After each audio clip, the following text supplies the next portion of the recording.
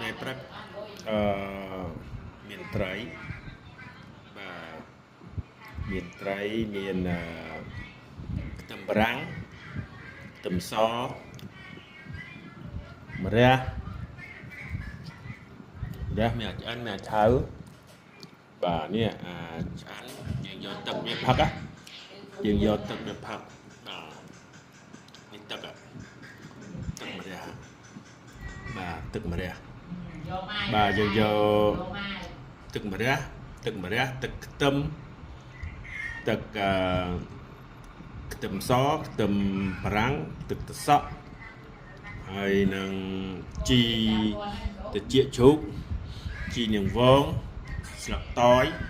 យើងដាំហើយយើងយកទឹកនេះយកមកផឹកហើយយើងយកបន្លែនេះយកមកហូបបាទនេះខ្ទឹមសណានេះខ្ទឹមសនេះខ្ទឹមបារាំងបាទនេះនៃម្រះ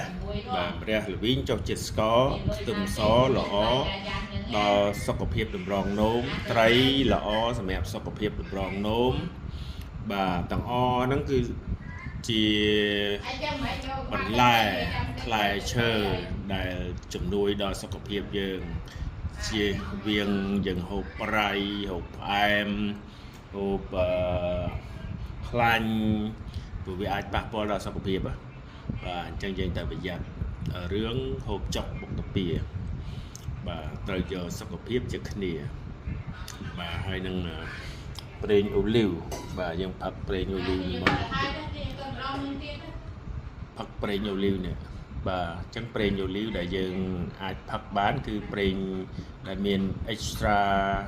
virgin olive oil អញ្ចឹងណាដោយសារវាផ្សំពីបន្លែអញ្ចឹងយើងផឹកវាសពអញ្ចឹងទៅបាទមិនបាច់ធ្វើអីទេបាច់ស្រូបបន្លែស្រូបអីយើងផឹកវាអកមកស្លាបព្រាមកបាទបន្ទាប់មកយើងហូបអានេះបាទហូបខ្ទឹមសនៃម្រះបាទនេះឆៅណានេះយើងដាក់ផ្សំឆៅយកមក